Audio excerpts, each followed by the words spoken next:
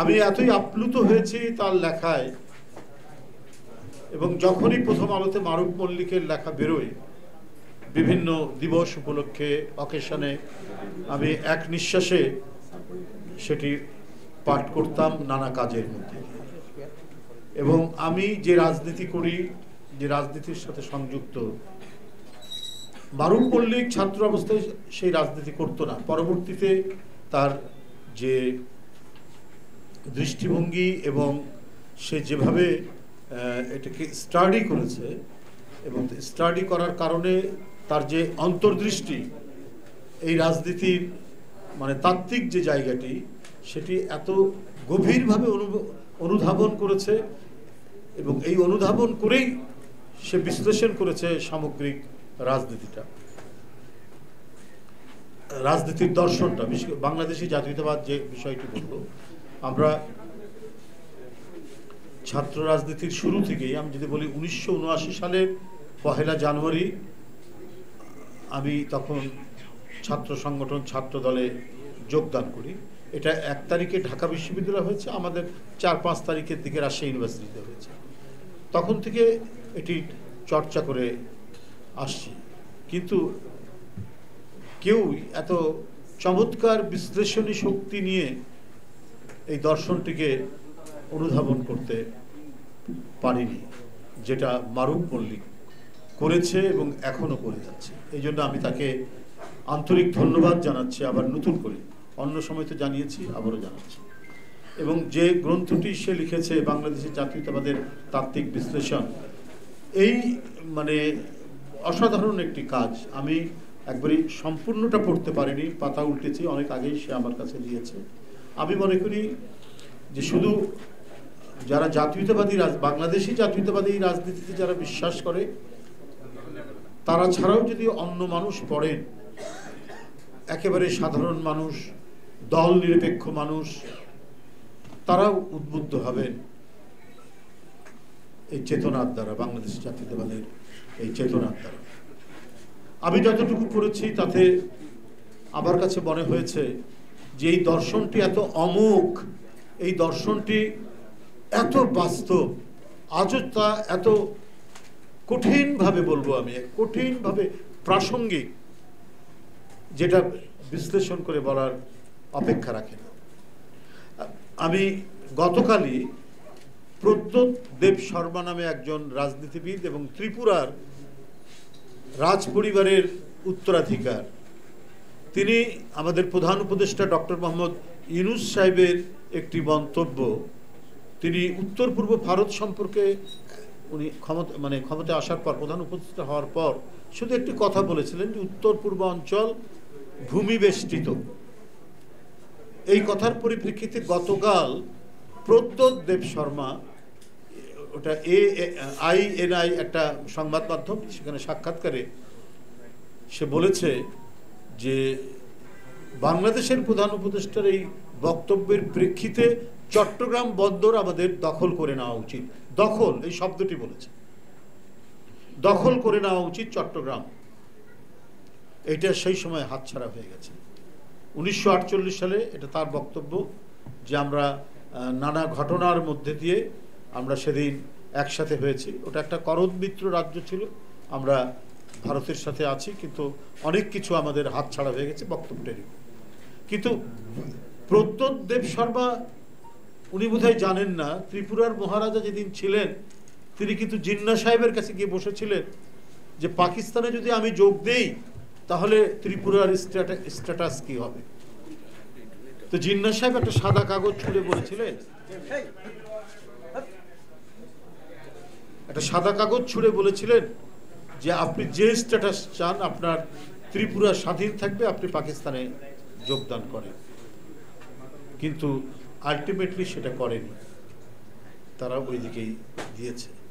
তো ত্রিপুরার মহারাজা বা ত্রিপুরা রাজ্যটি, সে যে একটা দ্বিধাদ্বন্দ্বের মধ্যে ছিল, ইন্ডিয়াতে যাবে না পাকিস্তানে যোগ দিবে, এবং জিন্না সাহেবের সাথে যে আলোচনায় তার যে পূর্বপুরুষ যিনি ওই সময় 47 সালের রাজা ছিলেন, এটা বোধহয় প্রদ্যোৎ দেব শর্মা জানে না। তিনি এখন ভারতীয় জাতীয়তাবাদের একেবারে দেহের মধ্যে অন্তর্ভুক্ত হয়ে বড় কথা বলছেন এবং চট্টগ্রাম বন্দর দখল করতে চায়। তো এইটা রুখবার জন্য বাংলাদেশি মানুষের যে অন্তর্নিহিত চেতনা, সে হয়তো ওটার মানে দর্শনগত বিশ্লেষণ হয়তো জানে না, কিন্তু অন্তর্গত যে তার যে তাগিদ সৃষ্টি করে, সেই তাগিদটাই সৃষ্টি করে হচ্ছে বাংলাদেশি জাতীয়তাবাদ। সে হয়তো নাম দিয়ে সংজ্ঞায়িত করতে পারে না। এইরকম যারা বক্তব্য রাখেন, ভারতের রাজনীতিবিদ অথবা কোনো তাত্ত্বিক বিশ্লেষক বা যে কোনো মানে তাদের ওখানকার বিদ্বজ্জন সমাজ, তখন আমাদের যে অহংকারে আঘাত করে, এই অহংকারে আঘাত করাটাই হচ্ছে জাতীয়তাবাদ। এবং বাংলাদেশের যখন এই ধরনের আঘাতের সম্মুখীন হয়, তখন সেটাই হচ্ছে বাংলাদেশি জাতীয়তাবাদ। কারণ আমার টোটাল ভূখণ্ডটাকে জাস্ট আমি এক কথায় প্রকাশ করতে পারি। আমার সারা বাংলাদেশের ডেফিনিশন যেটা, সেই ডেফিনিশনের শিরোনাম হচ্ছে বাংলাদেশি জাতীয়তাবাদ। এবং এইটিকে অত্যন্ত স্তরে স্তরে বিশ্লেষণ করেছেন এবং এর একটা তাত্ত্বিক রূপ দাঁড় করিয়েছেন মারুফ মল্লিক। এটা একটা অসাধারণ কাজ তিনি করেছেন। আজও এই জন্য প্রাসঙ্গিক যে আজকে আমরা দেখেছি যে নানা সময়ে ভারতের রাজনীতিবিদরা নানা ধরনের বয়ান তৈরি করে বাংলাদেশের বিরুদ্ধে ক্রমাগত অপপ্রচার চালিয়ে যান। এবং গতকালও একটি ঘটনার কথা আমি যেটি উল্লেখ করলাম, তখন এই বইটি আমার মনে হয় বাড়িতে বাড়িতে প্রতিটি মানুষের কাছে যাওয়া উচিত। এমনি সাধারণ মানুষ তার মনে আঘাত লাগবে। আমার এক শিক্ষক, রাজশাহী ইউনিভার্সিটির ভাইস চ্যান্সেলর ছিলেন ডক্টর আমানুল্লাহ সাহেব, তিনি একবার একটি প্রোগ্রামে এসে আমাদের প্রোগ্রামে এসে বলেছিলেন যে জাতীয়তাবাদ মানে কি। জাতীয়তাবাদ মানে বলেই তিনি খুব সহজে একটা সংজ্ঞা দিলেন যে নিজের সম্পর্কে অহংকার করা। তোমাদের মনে রাখতে হবে যে জাতীয়তাবাদী রাজনীতি করো তোমরা, জাতীয়তাবাদের অর্থই হচ্ছে নিজের সম্পর্কে অহংকার করা। এটাই হচ্ছে জাতীয়তাবাদ, এটুকু শুধু মনে রেখো।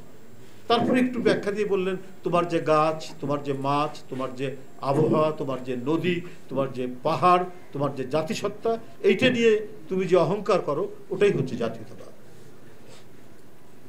তো সেদিন সেই ভাইস চ্যান্সেলর সাহেবের এই কথাটা খুব সুন্দরভাবে এবং একটা ইউনিভার্সিটির ছাত্র বোঝার মতো করে তিনি কথাটা বলেছিলেন। সেটা আজও আমরা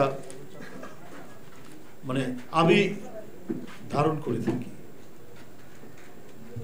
এখানে একটা বিষয় শুধু আমি বলবো যে বাঙালি জাতীয়তাবাদ আর বাংলাদেশের জাতীয়তাবাদের মধ্যে কন্ট্রাডিকশন আছে, কিন্তু বাঙালি যে একটা জাতিসত্তা, একটি সত্তা, একটা রেসটা হচ্ছে একেবারে বায়োলজিক্যাল।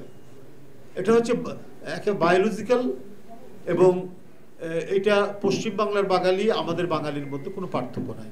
আমরাও ভাত খাই, ওরাও ভাত খায়। আমরা আলু ভর্তা খাই, তারাও আলু ভর্তা খায়। পুঁই শাক দিয়ে, চিংড়ি মাছ দিয়ে রান্না করি, তারাও করি। এবং বায়োলজিক্যাল এই কারণে যে চেহারাগত দিক থেকেও খুব একটা গরমিল নেই। প্রায় যদি বিশ্বের যে কোনো দেশে পশ্চিমবাংলার লোককে আমাদের লোককে ছেড়ে দিলে পরে সবাই বলবে যারা একই রেস।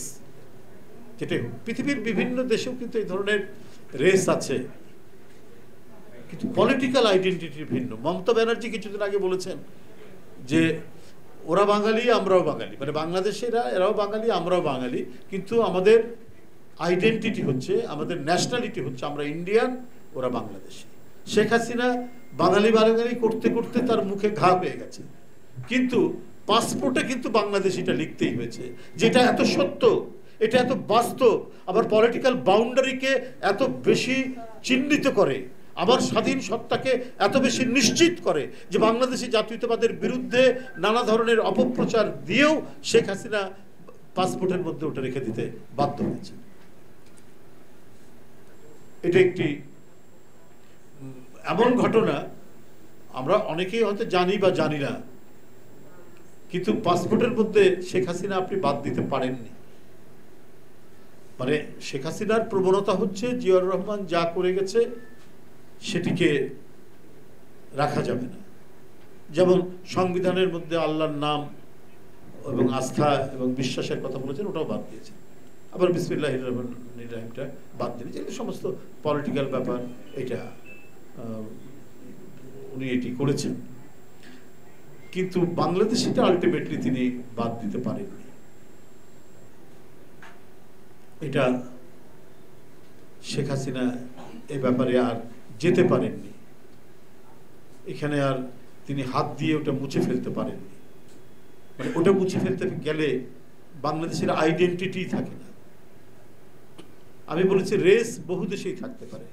আপনার আমেরিকার হোয়াইটরা আর ইংল্যান্ডের বা জার্মানি বা ফ্রান্সের হোয়াইটরা রেস তো একই, বায়োলজিক্যাল শেপ তো একই, হোয়াইট ম্যান, আমি হোয়াইট ম্যানদের কথা বলছি।